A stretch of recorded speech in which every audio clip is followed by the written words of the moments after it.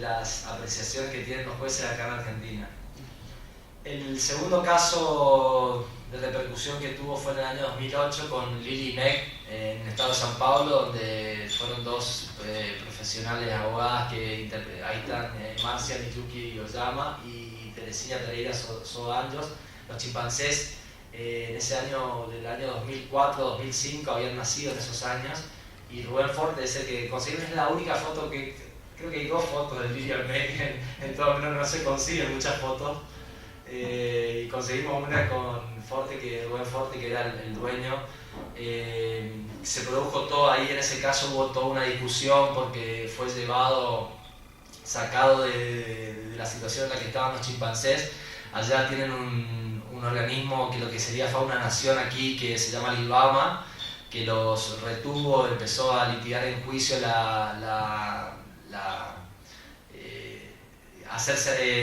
interés por hacerse cargo de estos primates, y finalmente fueron ubicados en un santuario después de un desgaste jurisdiccional bastante importante. ¿Cuál fue la importancia de este caso de Lili y Meg? Que el superior trató el caso. Ahí el juez fue Castro Meira, dijo que el habeas corpus no puede ser aplicado a animales, pero la sorpresa fue la decisión del colega, el otro ministro, Germán Benjamín, quien pidió que se suspenda temporalmente el juicio para estudiarlo mejor. Benjamín Germán estuvo la semana pasada en Brasilia, cuando se le hizo una pregunta sobre este tema, la representante de GAP Brasil, Selma Mandruca, le hizo una pregunta. Yo creo que él no quiso decir lo que él presuponía que podría llegar a tener otro efecto, pero bueno, el hecho de que haya sido digamos, estudiado ya para un juez es un logro y un avance importante. El tercer caso muy importante también que tuvo Brasil fue en el año 2010 con el caso de Jimmy, Jimmy estaba cautivo a los 26 años aproximadamente tenía, ahora ya debe tener unos 29, 30 años, cuando se impetró el habeas corpus en el zoológico de Niterói, en Río de Janeiro. Aquí, ¿cuál fue la importancia de este caso? Que el juez Muñoz Pinheiro Filho consideró que está en portugués porque no tuve tiempo de traducirlo, donde el primate no podría ser beneficiado por un habeas corpus porque la Constitución brasileña prevé el uso de estos instrumentos solamente para seres humanos. Este argumento que se utiliza en Jimmy, va a ser el argumento que van a utilizar todos los jueces en Argentina sin saber que existió Jimmy. Ahí ustedes lo que pueden percibir, yo tuve la suerte de conocer el caso de Jimmy, pero cuando veo el argumento que utiliza el juez en los casos brasileros y veo que son prácticamente calcados, no sé si estuvieron googleando mucho los jueces en la Argentina como para poder buscar precedentes o se lo pidieron a alguien, pero son prácticamente calcados. Son los mismos argumentos que van a utilizar posteriormente en este año, en el cual tuvimos la posibilidad de interponer esta acción aquí en Argentina.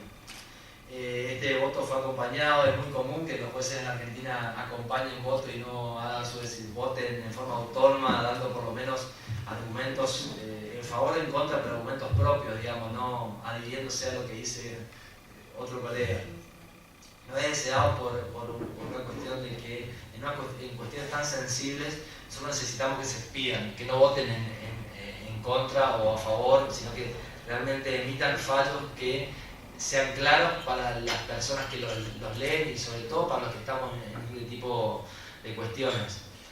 La importancia del caso Jimmy fue que, a pesar de que no concedió la habeas corpus, este juez acató el pedido para que la discusión en torno de los derechos de los animales sea encaminada para el Tribunal de Justicia por petición para el Poder Ejecutivo de Niterói y para los Ministerios Públicos Estadual y Federal y Comisiones de Medio Ambiente y de la Cámara de Diputados. Es decir, dijo, yo voy a rechazar el habeas corpus en estos casos, pero la cuestión de fondo respecto al reconocimiento de los derechos animales es una cuestión mucho más amplia que amerita ser discutida en otros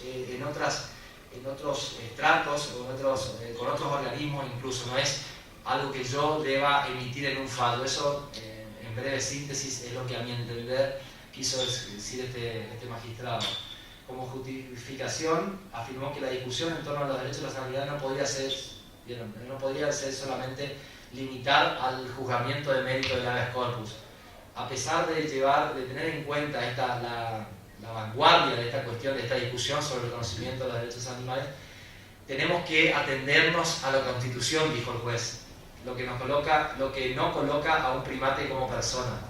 Voto por la concesión del habeas corpus, por la no concesión del habeas corpus, resaltando que en el futuro debe discutirse esta cuestión. Esas fueron las palabras textuales que utilizó este juez y que utilizó un juez aquí en la Argentina en uno de los casos también, cuando rechazaron el último habeas corpus ahora en el mes de agosto, hace menos de un mes.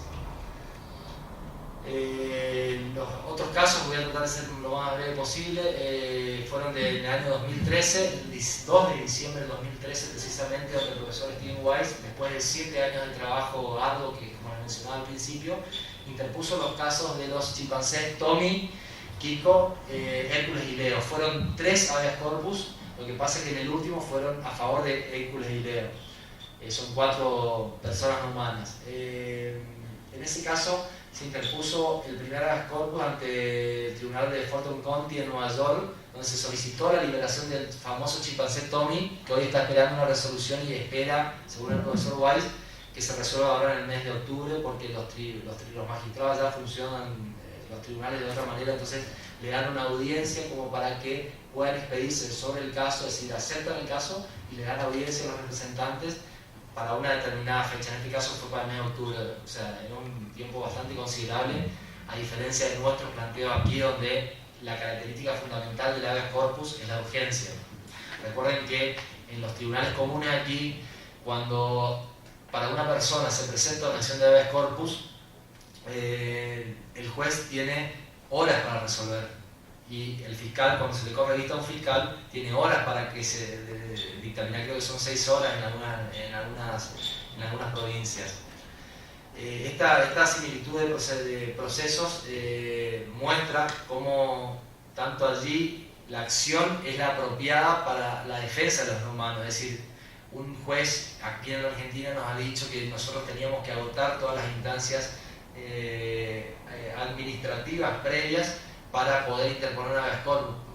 O el juez, tengo en claro lo que dice el artículo 43 de la Constitución, y es claro, incluso los constitucionalistas, he acudido a los constitucionalistas más destacados en nuestro país, y ninguno dice esto se puede agotar en la vía administrativa para las acciones de amparo, pero no para las acciones de habeas corpus, que tienen totalmente autonomía. Y lo que se está discutiendo justamente, la figura del habeas corpus que se incorporó en el texto constitucional, lo que hizo es justamente decir, vamos a poner una figura específica para la defensa de las personas que están privadas de su libertad en forma injusta, en forma ilegítima, o se agravó su situación de detención.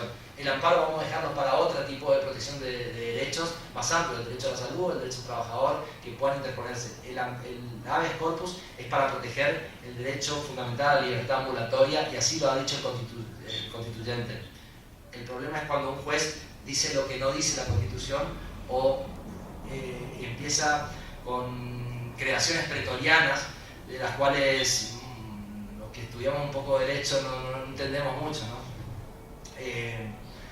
El caso, brevemente, ya para ir dándole forma y terminando, posteriormente al caso de Tommy, que es el caso más famoso que tienen los americanos, vino un planteo a favor de Kiko, que en Niagara Falls, que era también un chimpancé de 26 años, que estaba solo y que vivía en cautiverio.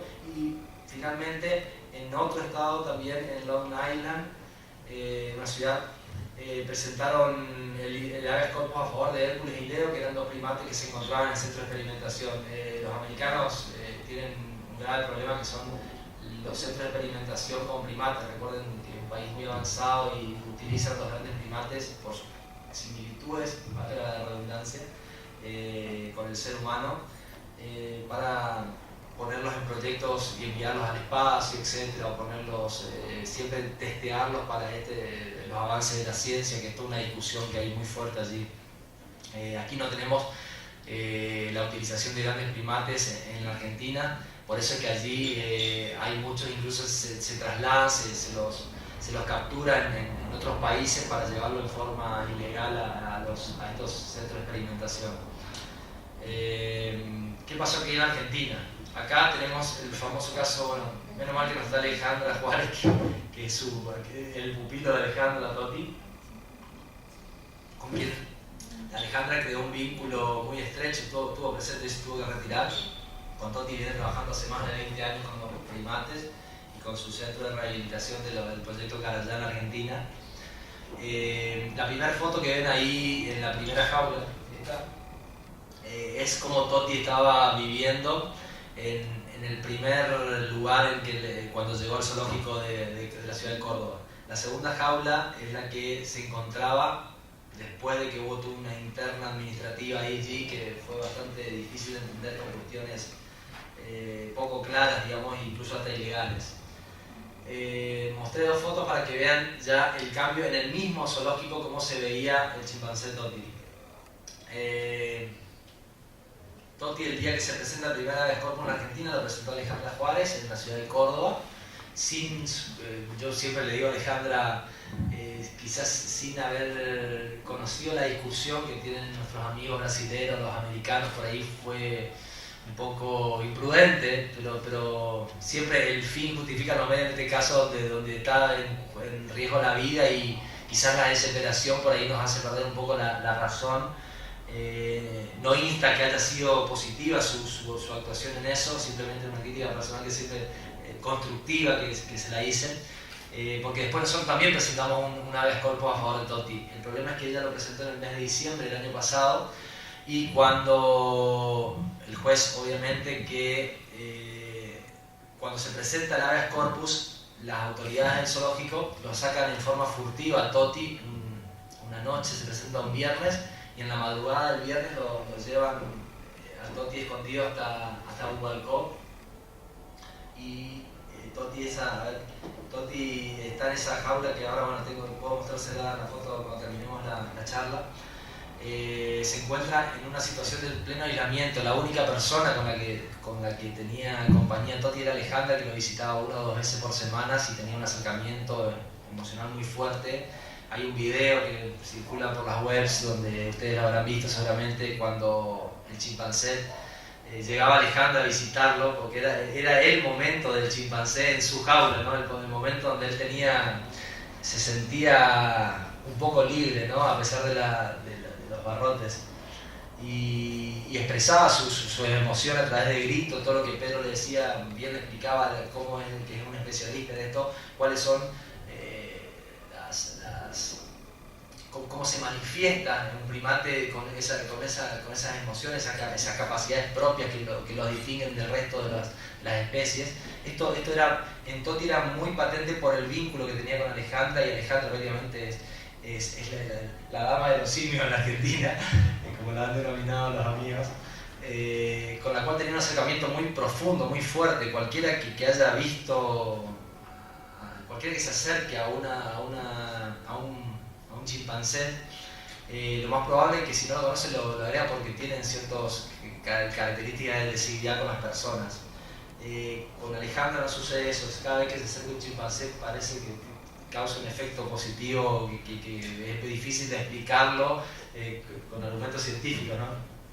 Este chimpancé que ellos presentaron en la habeas corpus fue rechazado, apelaron, y también la Cámara de Apelaciones con varios juristas importantes dijeron exactamente lo mismo que el juez. Es decir, lo que vimos a través de las experiencias judiciales fue que los jueces no analizan los habeas corpus. Si yo puedo tomar una conclusión anticipada de todo esto, es que simplemente leen, se atienen a una interpretación meramente especista, antropocéntrica, limitativa del texto normativo, es decir, hacen una exégesis normativa que por ahí deja mucho que desear, ¿no? Para por lo menos los que intentamos cambiar el statu quo de los animales no humanos. En febrero del año 2013, ya Toti con unos 13 o 14 años, interpusimos la acción. Esta acción tuvo sentencia en uno de los tribunales en agosto del 2014, el 13 de agosto. Brevemente los argumentos para rechazar la acción. ¿Qué pasó con el caso de Toti? Se llevó a cabo, se presentó, se rechazó la acción de habeas corpus, se apeló a esa acción, se rechazó la apelación, se declaró incompetente el juez en Corrientes, sin haber quedado firme la sentencia y haber pasado autoridad de cosa juzgada, remitió ilegalmente la causa a los tribunales de Río Negro. Recordémosle que ahora son muchas los vaivenes que tienen estas causas. ¿Por qué le digo esto? Remitió al Tribunal del Río Negro, el Tribunal del Río Negro receptó la causa, la rechazó in limine, ya estando noticiado de que había un procedimiento paralelo en la ciudad de Corrientes que no había quedado firme. Nosotros interpusimos un recurso de casación, fue rechazado el recurso de casación e inconstitucionalidad, interpusimos un recurso extraordinario ante la Corte, fue rechazado el recurso extraordinario, y ahora presentamos un recurso de queja ante la Corte Suprema de Justicia, que el doctor Lorenzetti lo tiene en su despacho, de acuerdo a lo que me han dicho hace unos días. Está pendiente de evaluación. Ustedes imaginan lo que es entrar con un recurso extraordinario federal a la Corte por una persona no humana. Yo creo que ninguno se imagina, porque fue bastante difícil. Estamos no solamente luchando contra los opresores de los zoológicos, estamos luchando contra toda una estructura judicial y contra un cambio de mentalidad en esos órganos judiciales. Sí. Los rechazos fueron así como los pueden ver ahí. No quiero ser engorroso en la lectura, porque fueron algunos de los rechazos in limine. Les gusta mucho utilizar esta frase a los jueces sin saber cuándo pueden rechazar in limine. Por eso que les mencioné al principio cuáles eran los requisitos de admisibilidad que un juez tiene que evaluar para rechazar in limine una acción, dentro de los cuales es muy fácil escribir en una sentencia rechazo in limine porque la persona peticionante es una persona no humana. Eso no dice la ley, no dice la Constitución, lo dice solamente un juez con un alto grado de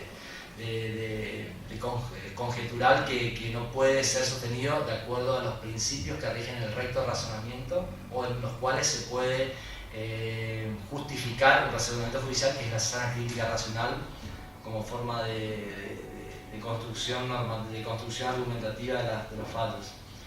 El otro de los argumentos que dijo, bueno, rechazar in limine, algo ustedes bien subrayado, el artículo 18, que el accionante considera aplicable en una acción que solo esté dirigida a los seres humanos, que el destinatario de los derechos y garantías somos nosotros, los seres humanos. Quiero llegar al final de este párrafo. Y todos los hombres del mundo que quieran habitar el suelo argentino, les recuerda, ¿no?, el preámbulo de la Constitución. De allí entonces que el homínido, chimpancé, ejemplar, macho, tótem, por quien se interesa la asociación, nuestra asociación, en modo alguno puede ser tenido como sujeto destinatario del régimen de garantía de los derechos humanos. El hecho de que científicamente se considera al chimpancé como el más cercano al hombre en la cadena evolutiva, tanto por su semejanza cultural como por su estrecha relación genética, a punto de considerarlo persona no humana, en modo alguno autoriza a tenerlo como sujeto de las garantías destinadas a los derechos a los seres humanos, como en este caso particular se pretende con el habeas corpus. Es un simio que ni siquiera tiene conciencia de su destino. Bueno, esto fue algo que a mí me irritó. Trato de no irritarme en esta cuestión, porque si me irrito yo, cae la acción de... Sí, se la vamos a dar con un lujo de detalle, y la foto también tenemos. No, pero a lo que voy, fíjense cómo termina esta frase. Es un simio que ni siquiera tiene conciencia. Recién lo escuchaba a Pedro Poza cuando hablaba del chimpancé Coco. Escucharon la historia de Pedro Poza cuando hablaba del chimpancé Coco, de que vio cómo la jaula estaba abierta, cómo se abría la jaula y después esperó. Yo me pregunto, sinceramente, porque hay que ser sensatos. Acuérdense que el que emite esto es un fallo que puede sentar un precedente negativo para el resto de las especies que incluso nosotros tenemos intenciones de interponer. Decir esto es de una gravedad bastante alta, que no nos permite avanzar, o sea, en todo caso retroceder. Un juez nos está haciendo retroceder a todo un movimiento que está esmerándose en construir argumentos académicos, filosóficos, científicos, jurídicos, para poder cambiar el statu quo de los animales, y que un juez diga esto en Argentina es grave, digamos, es preocupante y es peligroso. Pablo, pero es absolutamente en un zoológico, creo que Estados Unidos, una criatura cayó y la mona lo cogió. Bueno, hay muchos antecedentes de buenas intenciones de los no humanos, pero el problema es que cuando un juez lo dice en su fallo, o sea, no podemos, desde el activismo podemos ver tenemos una visión bastante visceral de las cuestiones y por ahí queremos matarlo al juez o queremos iniciar cualquier tipo de acciones contra este juez, pero no nos sirve porque ya está escrito. Cuando está escrito algo, tenemos vías procesales a las cuales acudir como para poder revertir esa decisión si está sido una decisión desacertada o equivocada. El tercer argumento que dijo el juez, yo lo que con esto quiero, porque puse los argumentos simplemente para resumir lo que después dijeron los jueces en todos los otros habeas corpus. Simplemente le puse un caso, pero es el mismo el argumento, es decir, que la acción de habeas corpus no es aplicable a los seres humanos, es aplicable solamente a los seres humanos, dentro de cuya categoría no se puede incluir a los no humanos o a los grandes primates o a los simios o como quieran llamarlos. Aquí el tercer argumento es que la discusión ética y filosófica en la que ingresaba el accionante, considerando una aplicación extensiva de los derechos humanos fundamentales para con dichos chimpancés, son parámetros no plasmados ni subjetiva ni objetivamente en el derecho constitucional que nos rige. Eso es lo que ya Vigar Campos hablaba de afirmaciones meramente dogmáticas, ¿no? Porque no puede ser sostenida. Esto es un argumento que no tiene apoyo científico, no tiene apoyo jurídico, es una mera decisión propia del juez que no tiene ningún aval, ¿no? Por eso es que puede ser atacada a través de un recurso, como un agravio. El otro argumento es que no es a través de las acciones como la intentada que se van a lograr, escuchen esta frase porque es maravillosa, no es a través de acciones como la que se intenta que se van a lograr cambios significativos en el estatus de los grandes simios. Insistir ante el Poder Judicial lo considero una lucha infructuosa, pues su sometimiento al principio de legalidad de ningún modo permite la extensión de la aplicación de derechos declamados. Yo les voy a dejar que ustedes hagan todas las evaluaciones acá en San Isidro para que tengan para escribir ríos de tinta aquí en todos los anales de la ciudad de Buenos Aires. Bueno, brevemente esto fue lo que les resumí al principio, cómo fue el proceso de bastante. El caso de Totti fue el que más trabajo nos llevó porque estamos hace más de 6 meses trabajando en forma coordinada con el proyecto Gran Simio. Ahora en otros casos les voy a decir por qué hay que trabajar en forma coordinada. Un abogado no puede trabajar en forma solitaria en estas cuestiones. Imagínense que el juez hubiera dicho todo lo contrario en cualquiera de estos casos y nos hubiera concedido la acción de habeas corpus. Lo primero que me plantearon hace varios años atrás, en un caso también importante que tuvimos en Corrientes, no nos habíamos representado la posibilidad de presentar un habeas corpus, pero sí hicimos una denuncia, logramos el allanamiento en uno de los circos más grandes de la Argentina, donde tenían cautivo a un chimpancé, que hoy lo estamos buscando todavía, y donde le limaron los dientes para la realización de piruetas allí en el circo. En ese caso, bueno, no tuvimos la posibilidad de ejercer este tipo de acciones, pero nos retrotraen a épocas pasadas. O sea, estamos viviendo un avance de la ciencia que por ahí los jueces limitan y actúan en forma contraria a estos avances. Entonces, la tarea es muy engorrosa. Esta articulación, esta mancomunación de las actuaciones judiciales estrictamente, le estoy diciendo como una sugerencia para los abogados que quieran litigar en favor de los derechos de los animales, siempre tienen que hacerlo en forma coordinada con otros organismos. Es decir, acá había un representante del amigo misionero, acá que lo escuché hoy, también nos han requerido de la red yaguareté en alguna oportunidad, ¿por qué no interponer un habeas corpus a favor de un yaguareté que haya hoy cautivo en el zoológico en Larga de Imprimir, en la ciudad de Entre Ríos? Y le dijimos lo mismo, le puedo dar la misma respuesta que le dio Pedro al principio, es que hay especies en las cuales uno tiene que priorizar, lamentablemente, este tipo de acciones. No tenemos alguna herramienta jurídica que nos permita defender en juicio a los animales con el grado de evolución que nos permite defender a los grandes simios, ¿no?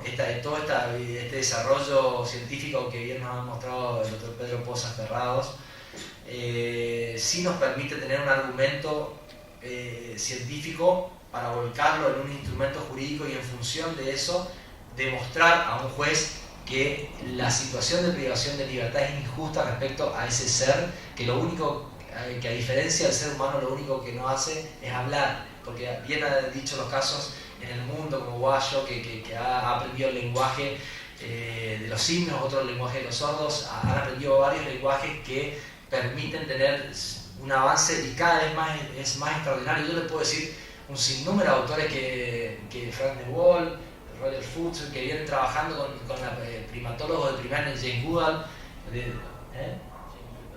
también, que vienen trabajando hace muchos años con los grandes primates. Puedo decir incluso de otras especies que sí tenemos posibilidad, por ejemplo los elefantes.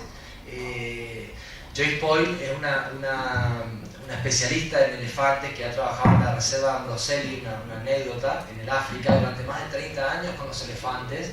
Ha escrito un artículo resumiendo 30 años de trabajo muy interesante donde demuestra las capacidades cognitivas que tienen los elefantes y que a nosotros como abogados nos permiten construir en base a esta investigación de estos calificados científicos, construir argumentos jurídicos para demostrar a un juez. Yo cuando tengo que ir a demostrarle a un juez que un elefante se le puede llamar persona humana es muy chocante para un juez que creció mamando el antropocentrismo, Entonces, y discúlpeme la expresión vulgar que acabo de utilizar, pero es la que más puedo representarlo, ¿no? Es difícil poder bloquear. Cuando nosotros presentamos el habeas corpus de Totti, se nos rió el juez, se nos rió el secretario, se nos rieron los empleados. Hoy, a 6 meses de haber presentado, después de haber seguido la lucha por Totti, que fue la que más trabajo nos demandó, nos están reconociendo a duras penas cierta razón en los planteos que hemos hecho, justamente por la difusión que hemos logrado, es decir, el acatamiento. Un diario de ayer, cuando leía realmente con mucho entusiasmo el diario de La Nación, que publicaba un dato tan importante en un medio tan importante de tirada nacional, que digan eso en este medio, me pareció sumamente grato, digamos, y reconocer también el trabajo de la periodista que tuvo una lucha interna para que le autoricen la publicación de ese. Imagínense que un diario nacional le está dando instrucciones a los jueces en la Argentina. Se le pone una corporación muy grande contra la cual uno puede estar luchando. Entonces es importante que esta lucha se vaya construyendo de a poco, es decir, paso por paso, como para poder lograr los objetivos que nosotros queremos. Hoy quizás, espero que no suceda con los casos de los habeas corpus en Argentina, como ha sucedido con Suiza, que fue muy triste cuando se le presentó el habeas corpus y el juez había accedido a esa petición. Suiza muere en unas condiciones que nunca fueron esclarecidas. Uno dice que murió envenenada, otro dice que murió en infarto, otros dicen que murió capaz que se asustó por el habeas corpus que interpusieron a favor de Suiza y dijo, alguien se apiadó de mí para defenderme. Pero bueno, esa fue la realidad que nosotros estamos tratando de cambiar acá en nuestro país, por lo menos en nuestro país. Brevemente, ya para ir terminando, el caso más importante que vamos a tener, y espero que sea con buen fin, es el caso de Monty, que es un chimpancé, es el chimpancé más longevo que tiene la Argentina.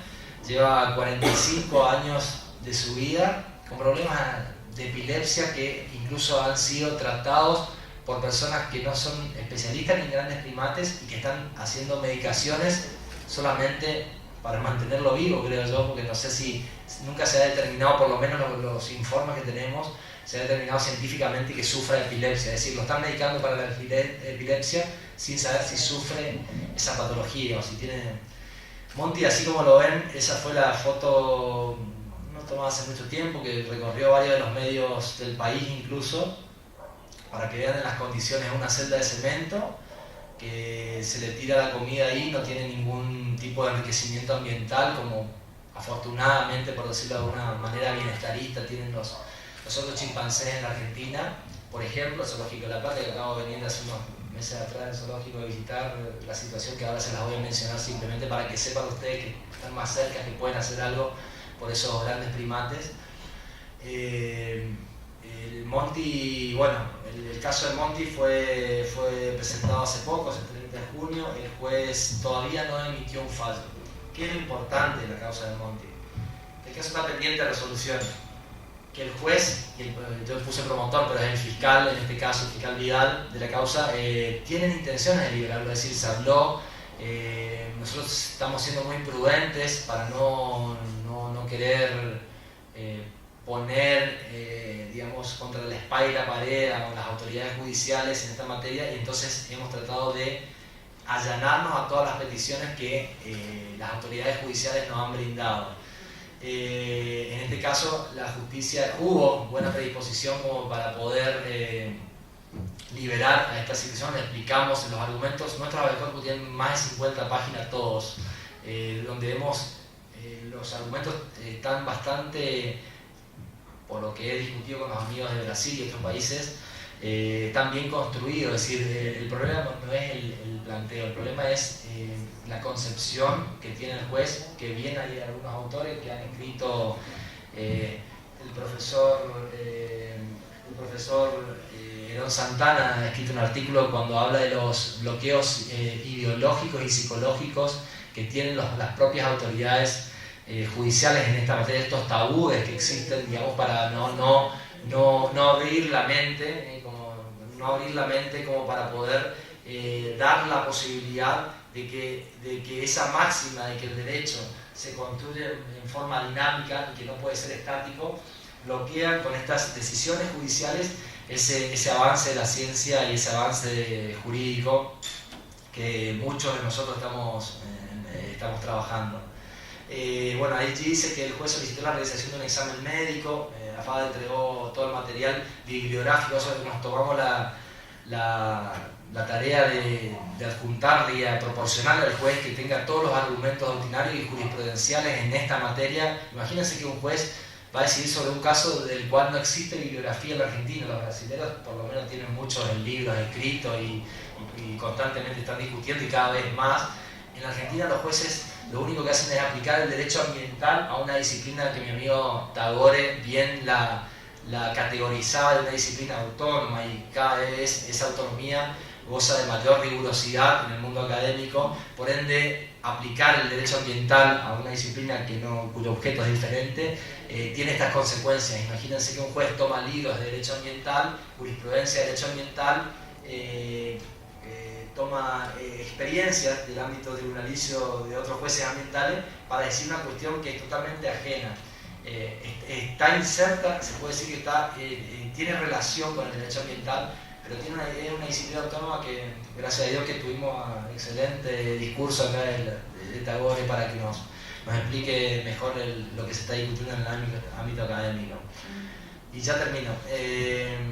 Le hemos dado todo el material que hemos tenido como para que ellos puedan emitir un fallo ejemplar, ¿no? Un fallo que cause el efecto jurídico que nosotros necesitamos en nuestro país para modificar esta situación en la que se encuentran varios animales cautivos. No solamente los grandes primates, tenemos una orca en un molino, tenemos otros grandes primates en otros zoológicos, en algunos, no sé si hay alguno en algún circo actualmente, pero hemos tenido varios casos donde por ahí nos piden que demos una respuesta inmediata, y por ahí se enojan por ahí porque no podemos, pero esto lleva todo un trabajo bastante arduo, ¿no?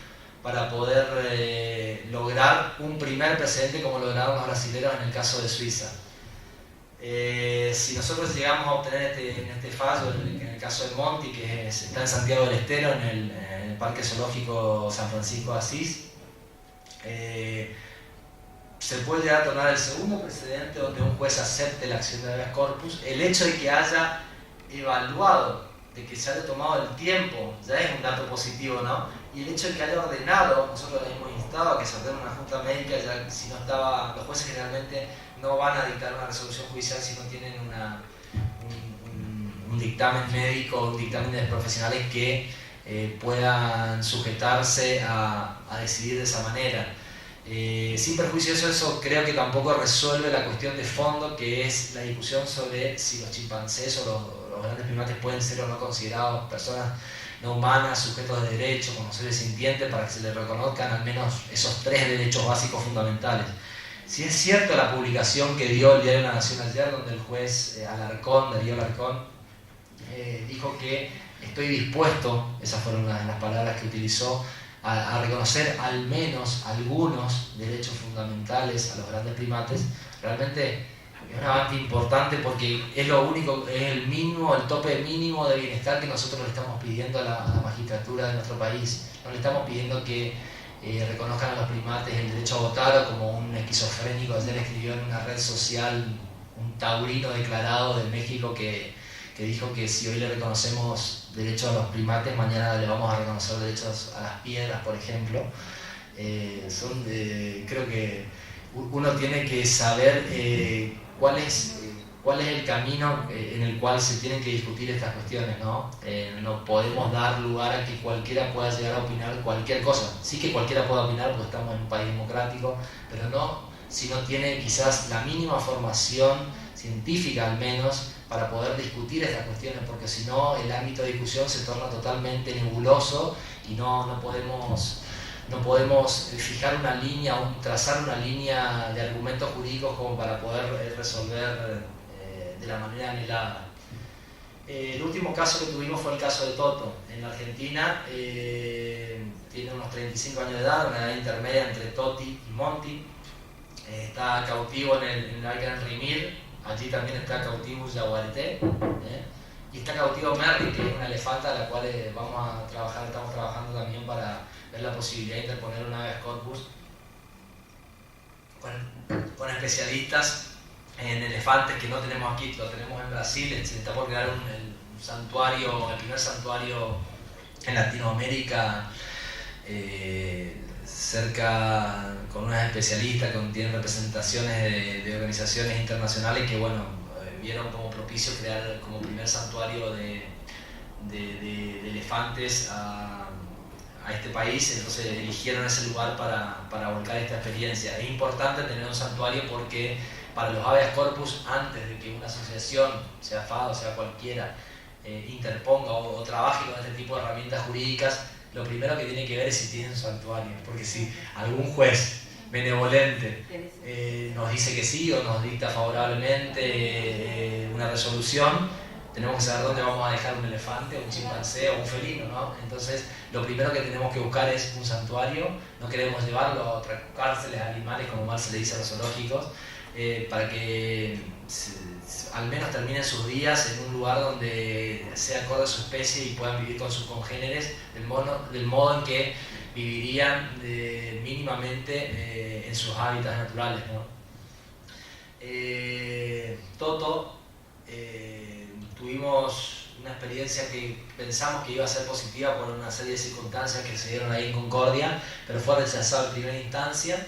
La apelación nos dijeron que fue presentada fuera de término, fue el 9 de julio, me acuerdo perfectamente, porque el juez lo tomó como un día hábil el 9 de julio, entonces dijo que interpusieron. El rechazo, fíjense todos los avatares que tenemos en esta lucha, en el reconocimiento por los derechos de los animales. Fue presentada un día 10, la apelación fue declarada rechazada por haber sido presentada fuera de término. Fuimos en queja al Superior Tribunal y el Superior Tribunal le dio la razón a la Cámara. Nunca se pusieron a trabajar sobre los argumentos del recurso. Es una cuestión meramente numérica la que emitieron los jueces, en la cual se basaron incluso hasta los miembros del Superior Tribunal de Entre Ríos, entre los cuales hay muchos distinguidos colegas y profesores. Pero bueno, AFAD ahora está esperando el resultado de esta causa de Monti para volver a interponer un habeas corpus a favor del Toto, así que no nos vamos por vencidos, vamos a seguir en esta lucha, aunque los jueces nos declaren unas apelaciones improcedentes. Bueno, esto ya lo dijo Pedro Poza, no quiero ahondar en este término, el término de personas es la gran discusión que vamos a tener, moral, que vamos a tener que tener en el próximo tiempo en materia jurídica y en cualquier planteo que uno se involucre en defensa de los animales no humanos.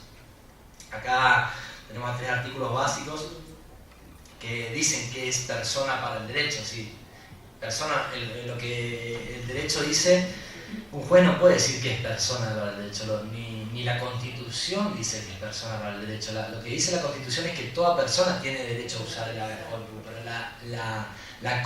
el concepto de este término está marcado en nuestro Código Civil.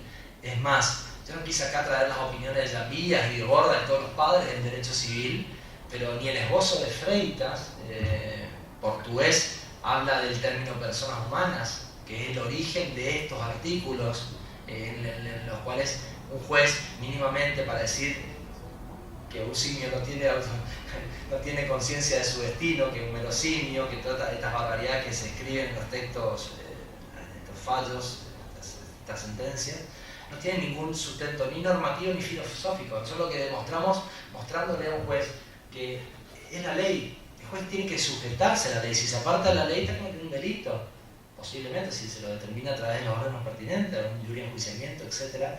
Pero él tiene que decir lo que la ley dice, sujetarse a la ley. Lo mínimo que le pedimos a los magistrados es que se sujeten a la ley, que apliquen la ley. La pueden interpretar, pueden errar como cualquier persona humana, pero no se pueden apartar de la ley.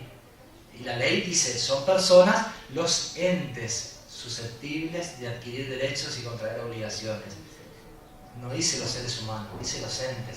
Y es muy simple esto, es muy simple. Yo me puedo sentar con cualquier juez en la Argentina y decirle, mire señor, esta es la definición de persona que da nuestro Código Civil. Mientras no se derogue esta norma, son los entes las personas. Usted no puede decir que los entes son los seres humanos, porque si no, le podríamos estar quitando dentro del concepto de persona a las personas jurídicas, a las ONG, a un municipio, a una iglesia que gozan de personería, son personas para el derecho, son personas legales, dice Stephen Wise. Nosotros tenemos personas jurídicas, no son personas de existencia visible, que es lo que dicen los otros artículos. Las personas son de existencia ideal o de una existencia visible. Podríamos encuadrarlo dentro de las personas de existencia ideal, jurídica, legal, llámenle como quieran, y que tienen capacidades para adquirir derechos y contraer obligaciones. Incluso Kelsen ya hablaba de esto, que no hay necesidad de que ir a un centro de imputación normativa, no hablaba de la necesidad de adquirir, porque esa es la otra discusión que se trata en el mundo, si son capaces de tener obligaciones las personas humanas, ¿no? Es una discusión bastante ardua, hay muchos textos que se han escrito. Yo, principalmente para no agotarlo, sé que acá para que no se me duerman, estoy tratando de ser lo más conciso posible, simplemente mostrarles cuáles son los artículos del Código Civil que regulan estas cuestiones. Y simplemente cuando, por ejemplo, el artículo habla de todos los entes que presenten signos característicos de humanidad sin distinción de cualidades o entes son personas de existencia visible. La misma norma está diciendo que aquellos que presenten signos característicos de humanidad, es decir, de existencia visible, dice al final. O sea, pueden ser personas, aquellas que no presenten signos característicos de humanidad, pero sean de existencia ideal, es lo que dice arriba. Si uno armoniza la interpretación de ambos textos, el 30, el 31 y el 32, y algunos otros textos y el 51 que están relacionados, se puede decir que cuando un juez interpreta el derecho, tiene que hacerlo conforme a lo que dicen las normas, porque si se aparta, bueno, ya tiene las consecuencias que he mencionado anteriormente. Conclusiones. Los avances de la ciencia ya han revelado que las semejanzas entre todos los códigos genéticos del hombre y del chimpancé u otros grandes simios son casi idénticos, es decir, tenemos casi el 99,4% de identidad genética que nos asimila a los grandes simios. Pedro muy bien explicaba y lo explica en un artículo que se llama Personas no humanas, en su libro también, donde dice que incluso hay mayor proximidad entre un gorila, entre un bonobo y un chimpancé, con un ser humano, que entre bonobo y chimpancé con un gorila. Es decir, el bonobo y el chimpancé son más próximos al ser humano que lo que son con un gorila.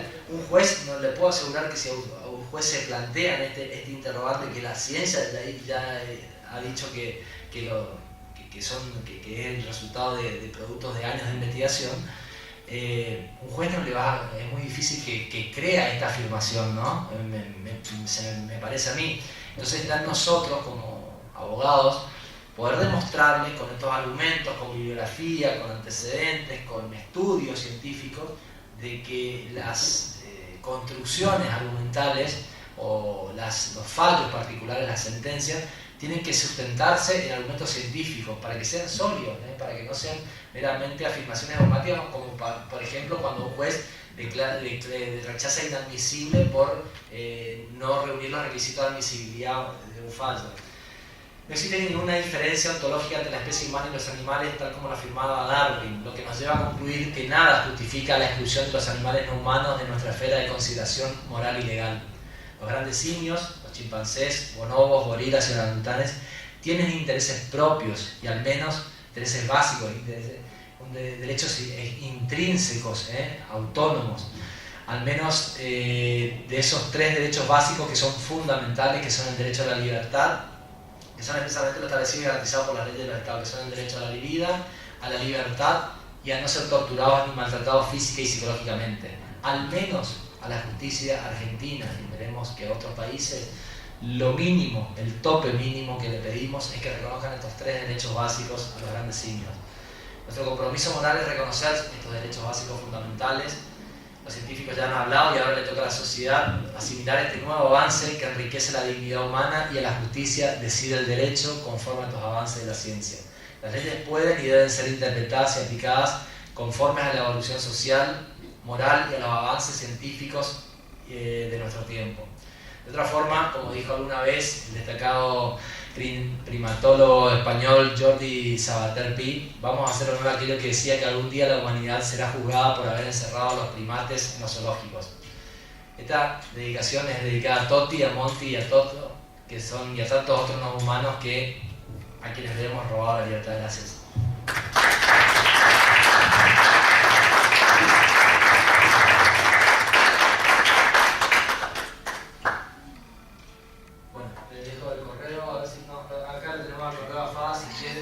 Cosa nos escribimos, pero le quiero dar, Alicia, en nombre de AFAD, en nombre del Instituto Abolicionista Animal, en nombre del Proyecto Gran Sí, voy a atribuirlas, a rogarlas la representación simplemente por una cuestión temporal. Agradecer al Colegio de Abogados de San Isidro por esta invitación, al Instituto de Derecho Animal, dirigido por la doctora Alicia Racik, a todos los presentes que han tenido las ganas de venir a escuchar una charla diferente a la del resto que se están dando acá en nuestro país con buen gusto, y agradecerle a todas las activistas que están aquí presentes, a gente que está trabajando en el movimiento por los derechos de los animales, darle las gracias por haberse tomado este tiempo para escucharnos. Muchas gracias a todos.